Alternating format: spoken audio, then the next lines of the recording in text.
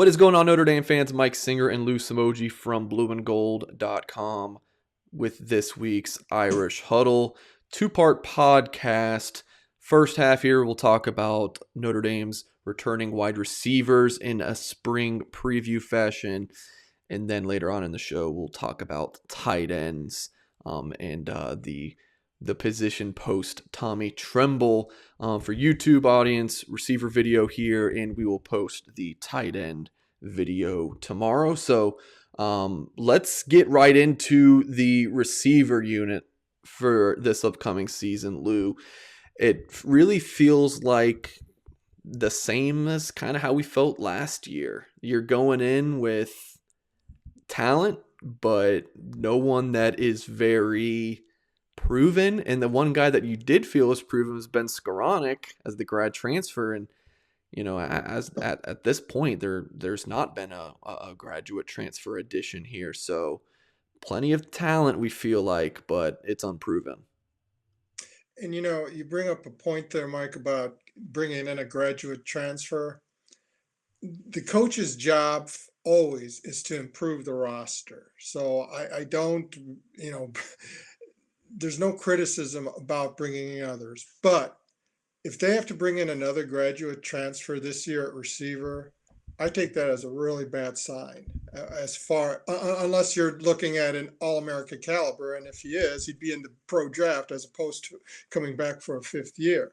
But it's time for development with what you have, whether it's a Jordan Johnson and Xavier Watts in the current freshman class who will be sophomores in 2021, or just the emergence of seniors such as Braden Lenzy, Kevin Austin, Lawrence Keys, fifth-year senior, Avery Davis, etc.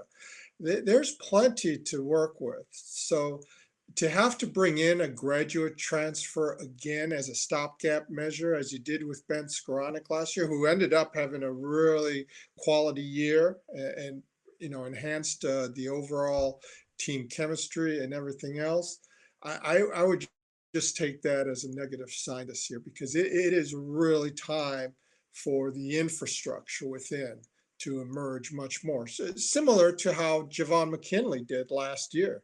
I think he had like 11, 12 catches through his first 4 years. And, he put himself in a position where he could maybe be on an NFL roster catching a team high tying 42 passes last year. Who would you say of this bunch is the most proven guy? I mean, probably Avery Davis, who has bounced around. That was his first year playing the position at Notre Dame. Yeah, he was recruited as a quarterback, auditioned at cornerback, worked at running back for a year, and then last year was moved to the slot and came up with some big plays. That touchdown catch in the opener against Duke in traffic, I think, was one of the more underrated plays last year. And of course, we know what he did here against Clemson on November 7th in that victory, not only catching the 50-yard reception to help tie it, but then the winning or the touchdown that put the game into overtime. And then looking at some of the older guys, I mean, I guess it's kind of like if Notre Dame's going to have a game breaker, of course, like we don't know, what it's going to be, but you hope Kevin Austin, can develop into being that guy. He just hasn't really had the opportunity. 6'2", 215-pounder, from Florida. Where do you think he's at right now, Lou? Well, last year at this time, we were talking about, okay, he's the next star. And it's not just we who were talking about it. Chase Claypool at the NFL Combine. I mean, he was asked, okay, who's the next Notre Dame guy? Sort of like Chase Claypool became a second round pick while gradually developing that way. It wasn't an instant impact type of deal. The year prior, it was Miles Boykin. He went into his senior season, I believe, with 12 career receptions or 18 career receptions after his junior year. And it's like he became a third round pick and just wowed everybody at the combine. It's like, okay, who's that next figure at wide receiver? And without hesitation, Chase Claypool said it's definitely Kevin Austin. And the one spring practice we saw, he was very active before, of course, the COVID shut down the final 14 practices. Then in the preseason, he breaks his foot, is out for almost 2 months, and then breaks the fifth metatarsal when he does return after 2 games. And the previous year, he was suspended. So the one word, I don't want to hear the P word anymore with the receivers, potential, because we talk about that all the time. Last year at this time, it was supposed to be Kevin Austin at the boundary position, Braden Lenzy at the field position, and Lawrence Keys at the slot. And they were all just set back with one injury and after another. That's why guys like McKinley, Skoranek, and Avery Davis had to come to the forefront and really did. But we talk about this all the time, Mike. It's one of the most asked questions is where does Notre Dame need to elevate its personnel and production the most in order to close the gap against the Alabamas, the Ohio States, the Clemsons. And we've talked quarterback, we've talked cornerback, and we've talked wide receiver, those edge positions, those speed positions. And those are areas that remain right now unsettled and unproven. Let's talk about some guys with potential. Your favorite word, Lou. I think there's a pair to really look at here. Lorenzo Styles coming in, I feel like he's a safe bet as someone to play as a true freshman, maybe more on special teams than on offense, but also could see him breaking into the wide receiver rotation.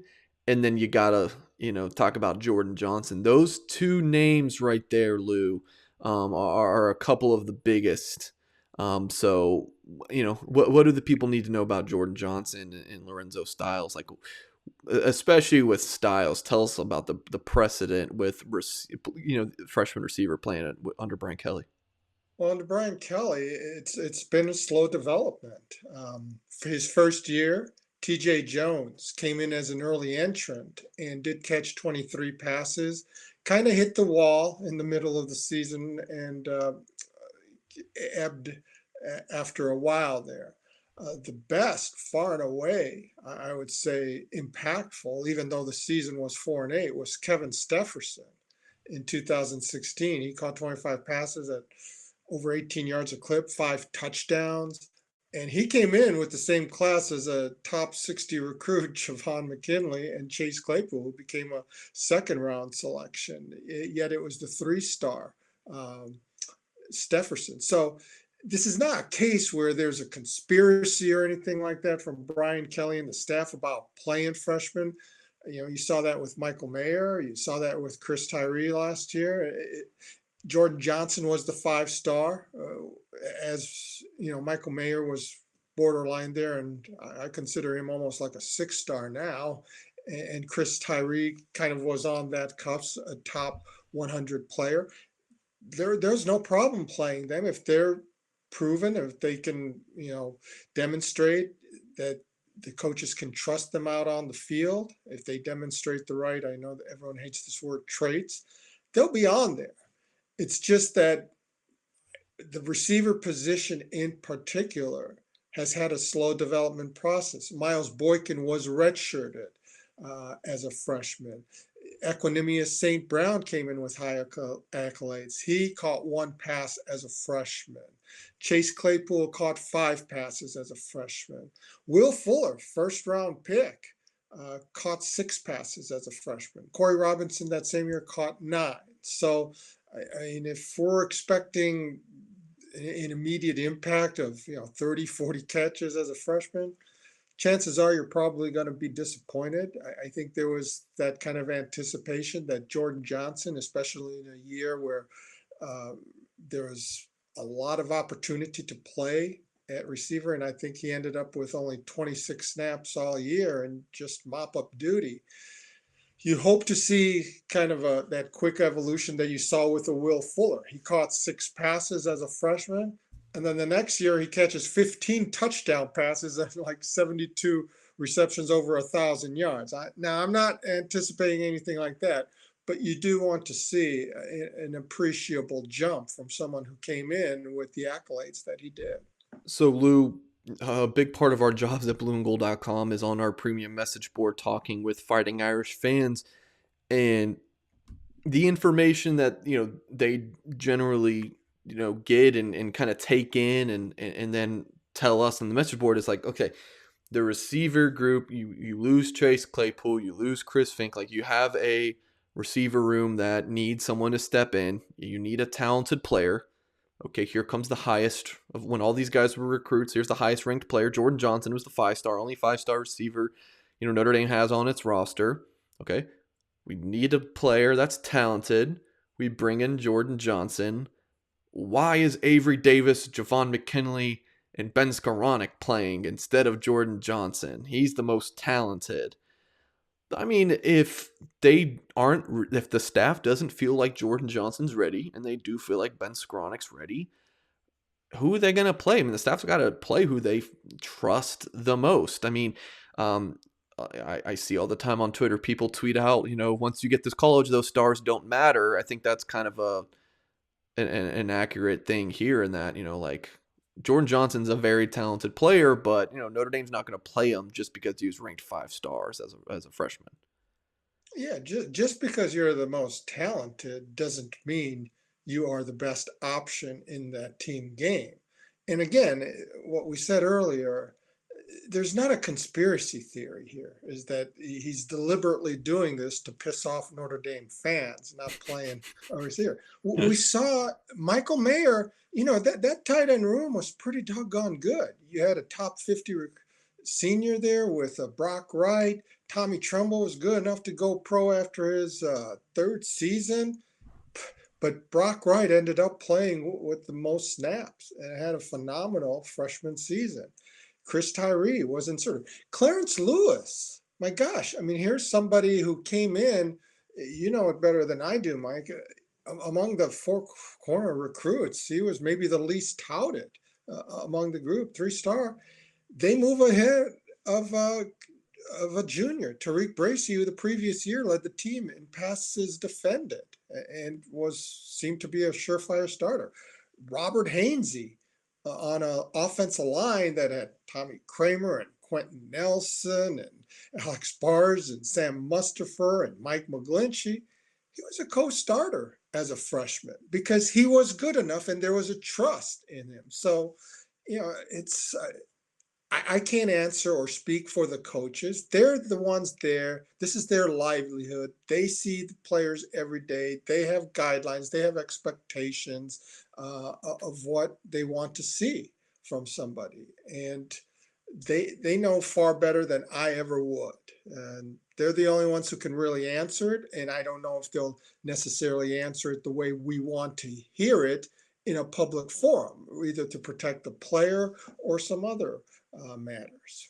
Maybe if we just said that, that Brian Kelly didn't know what he was doing and Dell Alexander should be fired, then we would get better ratings on this. Maybe that's what we need to do, Lou, because that's what the people want. But we're going to be real with you, and like if Jordan Johnson's not playing, I'm sure the staff has a good reason. There's no conspiracy, like Lou said. They're not going to bench him just to spite Notre Dame fans. Like, these guys get paid a lot of money. I'm sure they would want to continue to get paid a lot of money and put the best players out on the field. Not saying the staff's perfect, clearly. Exactly.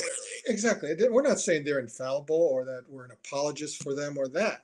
But until you're in there and you see it every day, what's going on behind the scenes, they're there to protect the individuals too. They're not going to come out and say, well, he's not doing this, and this, and discourage him or seem like he's throwing them under the bus. But you just have to walk that fine line, and sometimes as a coach you just have to bite your tongue.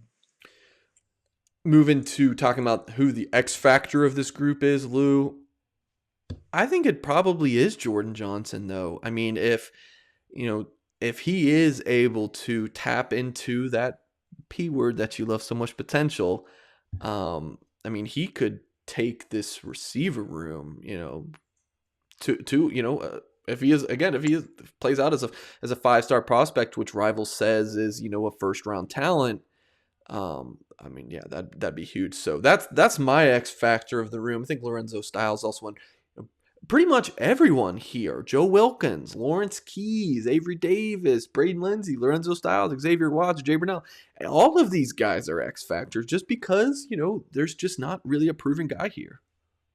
Yeah, and I mentioned somebody like Will Fuller, who catches only 6 passes as a freshman, sees little action, and then the next year all of a sudden explodes with more than 70 catches and 15 touchdowns. Another example, Equinemius St. Brown catches 1 pass as a freshman.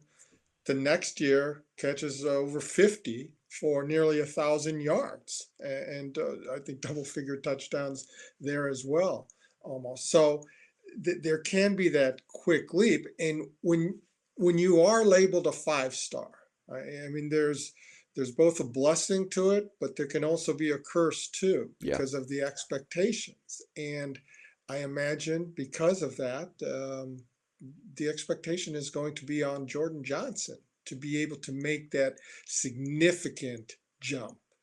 And Um. and if he does, it's like, well, why wasn't he playing last year? So Oh no yeah. matter what, it's a no-win for the coaches, but I think they would still prefer that than him having another season where he's just not even, a factor on the two deep. Yeah, it's one of those things. I'm pretty sure. I'm trying to jog my brain. Like when Jordan Johnson was bumped to 5-star, I'm pretty sure because he committed Notre Dame, he was a 4, and he got bumped up after he really dominated at a rivals camp in St. Louis. I want to say it was him. Texted him and was like, ask him for his reaction when bumped to 5-star. And he said it was like the greatest day of his life. Well, it's great when it happens, but now you have these super high expectations. So when we go position by position here, Lou, like last week we did the quarterbacks and running backs. Now we're doing receivers and tight ends. Um, before we finish out the position group, we got to ask, is this unit better going into the spring than it was in 2020? I don't know. I will leave this to you. I have no idea. Yeah, I mean, it's very similar. Look, last year at this time, and in fact, it's March 5th today, and last year the only practice was held on March 5th Wow. before everything was shut down. But I remember we were looking at practice, and we were seeing maybe Skoranek will be a nice complementary figure somewhere along the line. We weren't even 100% sure. Is Javon McKinley coming back for that 5th season? After that practice, Kelly said, yeah, I think everything's taken care of and he will be back. But there was a lot of uncertainty there. Like I said, the group was supposed to be the starting group. Kevin Austin, who missed all of the previous year because of suspension. Lawrence Keys, who had been backing up Chris Fink for a couple of years, apprenticing under him, and had 13 catches. And then Braden Lindsey, who displayed some flashes with 11 catches as a sophomore coming off a redshirt season. And you could see those elements of speed, uh, whether it was on reverses, jet sweeps, or just straight out fly patterns. When he touched the ball, some big things happened. Those that junior class, including Joe Wilkins, they they combined for 20 receptions for 195 yards last year. If we would have been told at the start of spring that's what their output would be, we would have said, "Holy smokes, that's not going to be a good season there." And yet, it turned out to be a playoff season.